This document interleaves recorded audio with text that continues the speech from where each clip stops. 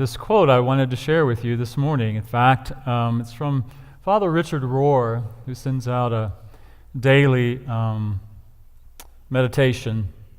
And this is just a piece of one from last week.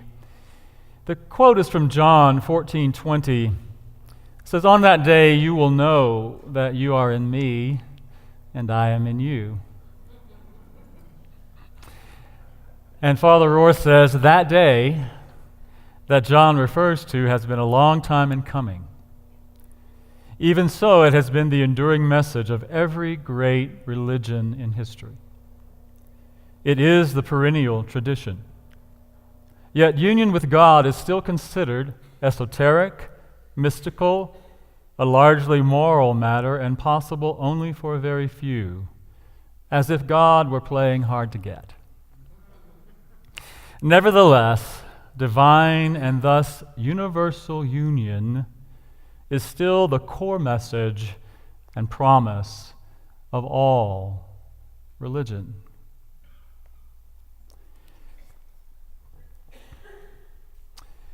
And I was reminded, too, of one of the probably the most well-known quotes from Marianne Williamson that was sometimes attributed to Nelson Mandela because he used it in his inauguration speech. But she says, many of you I know are familiar with it, "Our deepest fear is not that we are inadequate. Our deepest fear is that we are powerful beyond measure. It is our light, not our darkness, that most frightens us. We ask ourselves, who am I to be brilliant, gorgeous, talented, fabulous? Actually, who are you not to be? You are a child of God. Your playing small doesn't serve the world. There's nothing enlightened about shrinking so that other people won't feel insecure around you. We are all meant to shine as children do. We were born to make manifest the glory of God that is within us. It's not just in some of us, it's in everyone. As we let our own light shine, we subconsciously give other people permission to do the same. As we're liberated from our own fear, our presence automatically liberates others." And our master teacher, Jesus, taught, "You are the light of the world. Let your light so shine before others that your Father," as he used the term, "may be glorified." Let your light so shine. Let your illumined consciousness, as we would say, in unity, your illumined consciousness of your unity, your oneness, your Godness, shine before others so that they too might reawaken to the light within them. So that we together, as illumined consciousnesses awakening, may co-create a world that truly does embody the consciousness of unity in God, of our knowing of who we truly are. Don't hide your light under a bushel, as Jesus said. And so, as I've said, I believe that our purpose, our ultimate purpose of our spiritual journey is unity consciousness, is knowing ourselves, who we truly are as the divine, as God expressing, and then to be that in the world. Charles Fillmore, the co-founder of Unity, once said, "Your mission is to express all that you can imagine God to be." And we believe in Unity that is really what the teaching of Jesus was all about.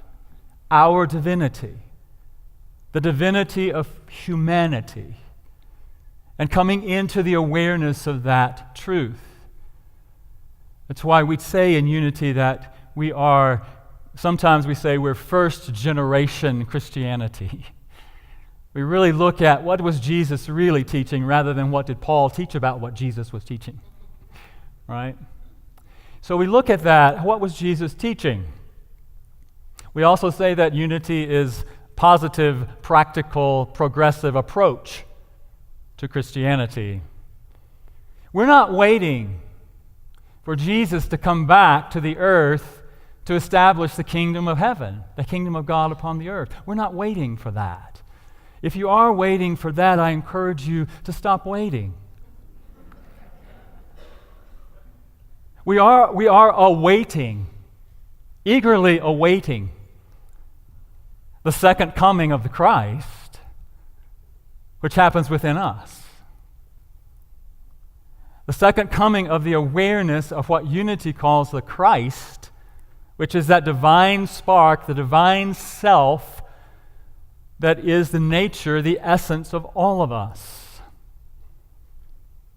I talk a lot about that. I understand. You may get tired of hearing about that. But I believe that is the message of today and every day. It is the message of the centuries, really. And as Father Rohr said, it has been a long time coming.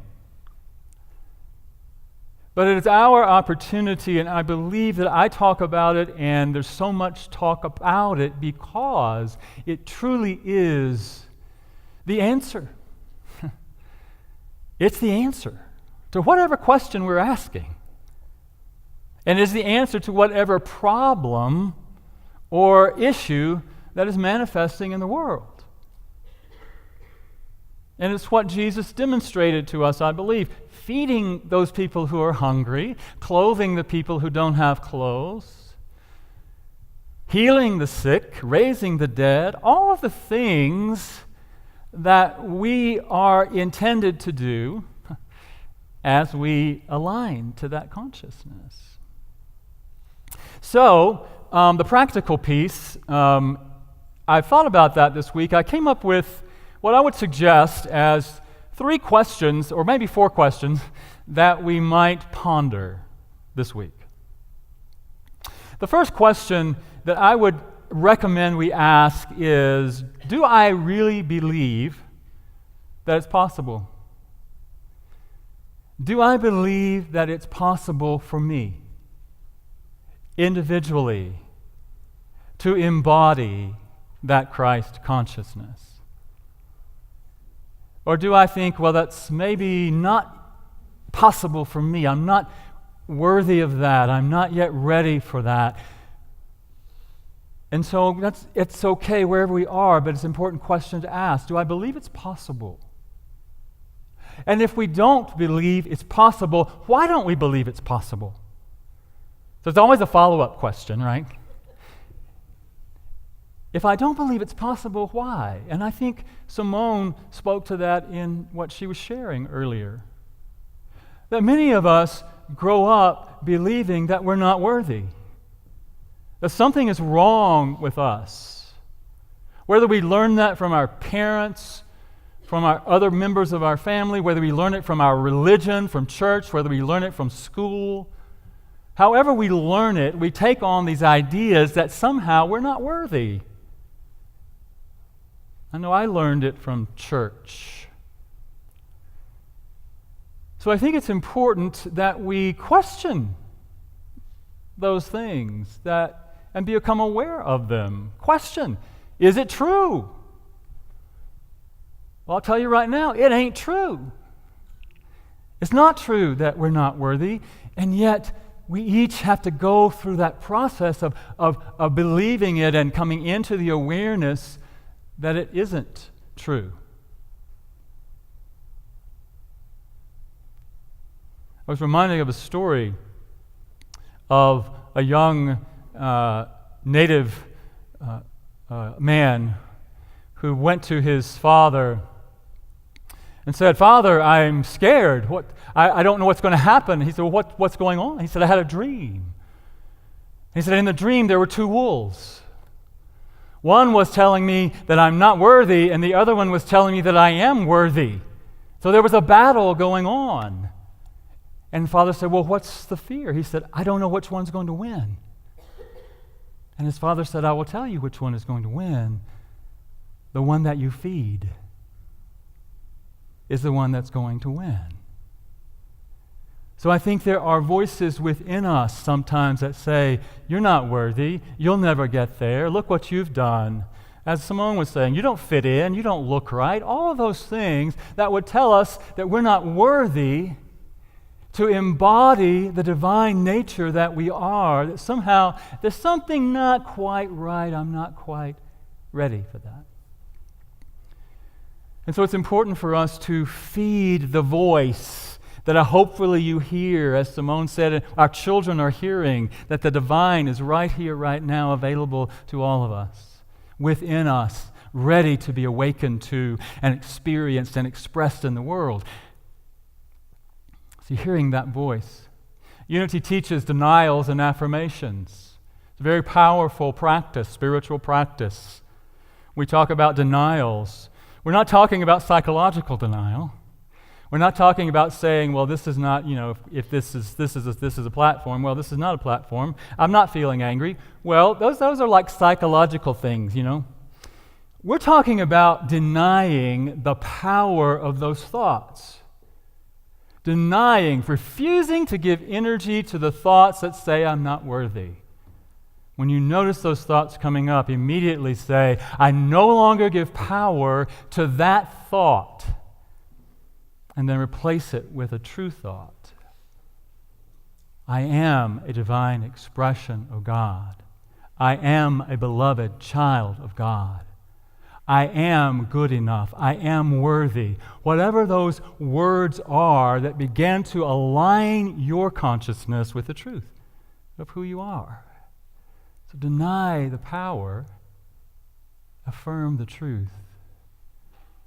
And I think as we begin to do that, as many of you have been practicing that for quite a while, for some of you it may be a new practice, a spiritual practice, of coming back into the alignment of who you truly are.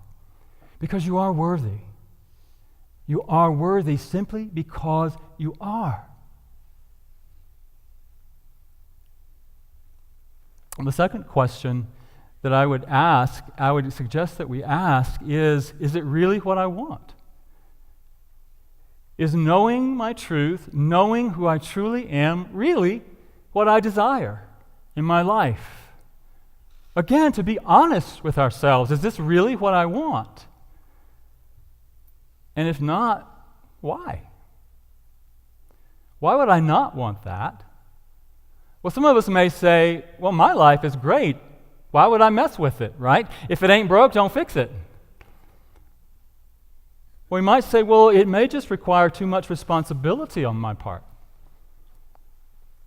I may be scared of what that might require of me. Or we may say, I don't know what that's going to require me to change. Like the rich young man who came to Jesus and said, what must I do to inherit the kingdom? And he said, go and sell everything you have and give it away to the poor and come follow me. Sometimes we look at that story and we think, well, I don't want to do that.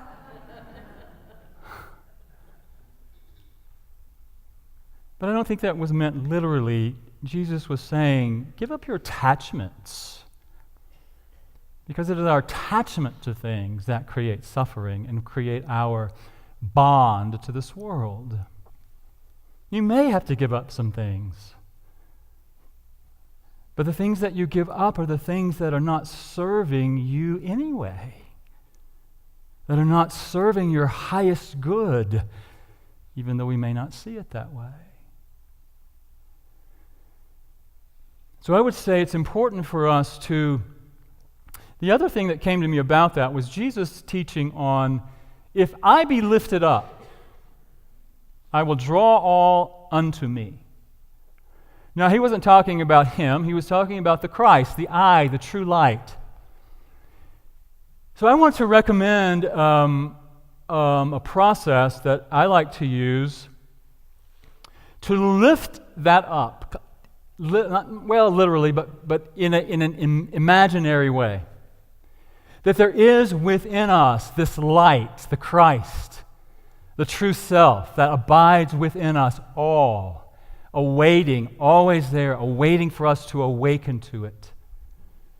And when I think of lifting it up, I think of using the power of my imagination to imagine that light rising up into my forehead, rising up into the frontal cortex of my brain, rising up in consciousness, so that as we allow that light to infuse our minds, to infuse our brains, to transform our brains, if you will, and I do believe that happens, as we lift that awareness into our consciousness, the brain is very plastic. It does reshape and reform. As we bring that light into our brains more and more every day, then the I am of us, the Christ of us, is lifted up.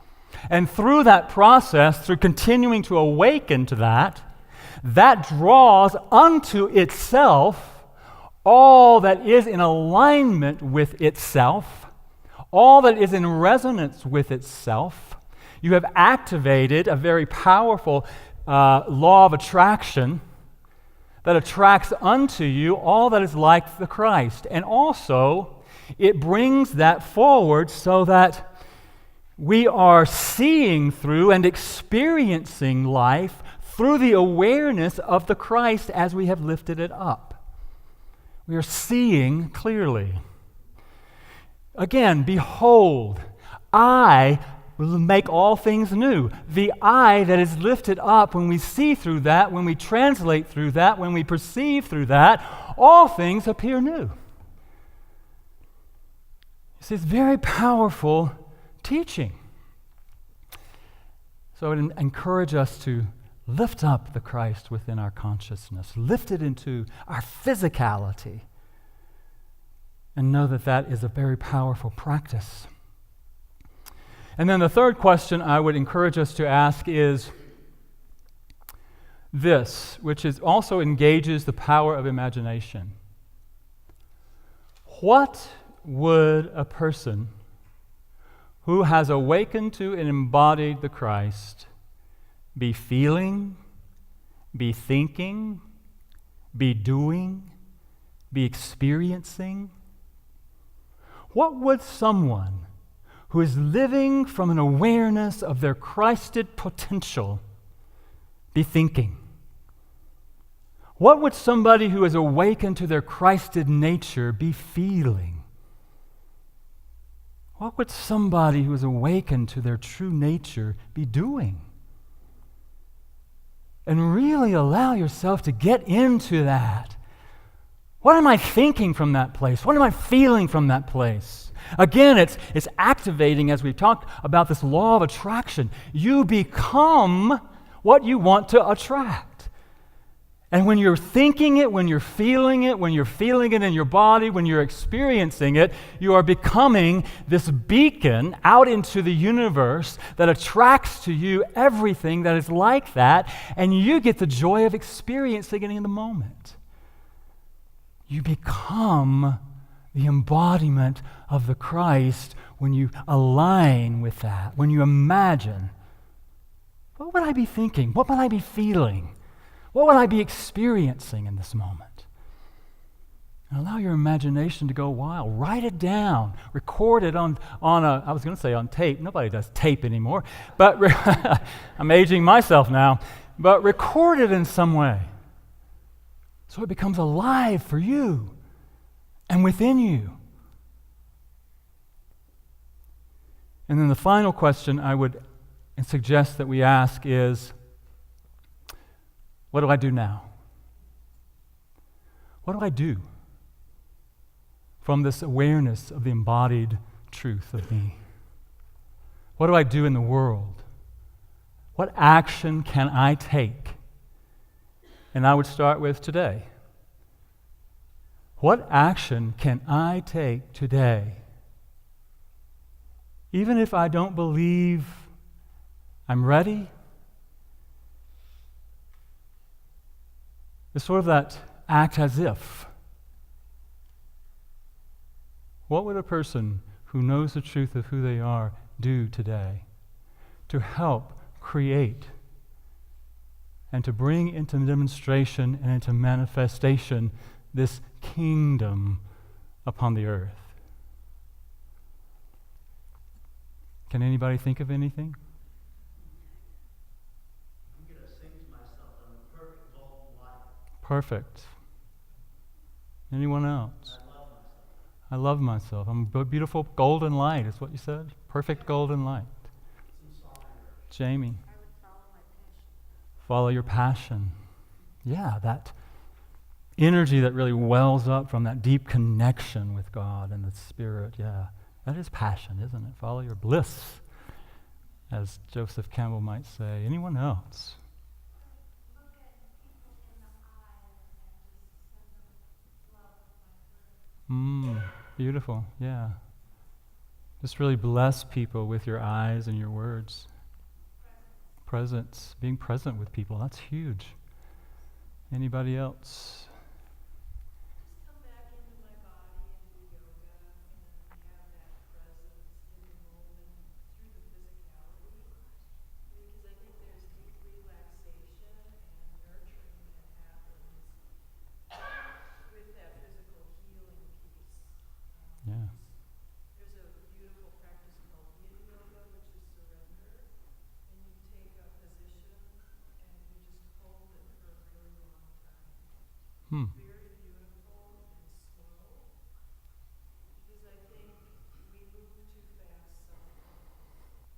Yeah. Need to come back to me, Mm. my presence, not have someone else reflect it back to me. Good for you. Yeah. Yeah. So if you didn't hear that, she was talking about yoga and being present in the body and the healing aspects of that. And I would say that's true for all of us. I talked a little bit about that last week. The power of being present for ourselves, being present with the presence and as the presence, and how healing that can really be. So thank you for sharing that. Anyone else? So there are many things that we can do to encourage ourselves and each other. And I think that some of the things that we're doing here with the drumming circle can also, it's not just music, it's a practice. It's a spiritual practice that sort of aligns us and gets us into our body and gets into the moment. Yoga does that. Tai Chi is also a practice for doing that.